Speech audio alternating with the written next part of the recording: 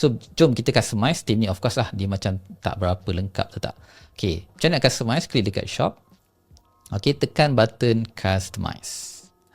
Okay, so di sebelah kiri ni adalah dia punya setting-setting. Di sebelah kanan ni adalah dia punya preview lah. And then kalau boleh tengok belah atas ni, dia ada nak view bentuk apa. Desktop ada, tablet ada, mobile ada. So boleh tukar lah. Nampak ni pun dah nampak cacat kan. Mana dia orang letak logo panjang macam ni, ayat apa nama store kan, kelakar.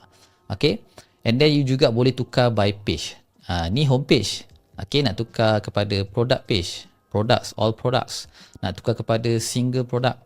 Okay, semua boleh buat dalam Teams punya editor lah.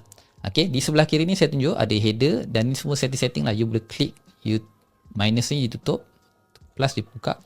So ni semua setting Teams yang ada. Memang saya purposely design tak terlalu banyak section supaya kurang complicated dia. Okay, kita hanya edit apa yang perlu saja. Ingat tadi saya cukup ada header, ada banner, ada feature kategori, ada live chat widget dan juga adalah beberapa setting-setting yang lain.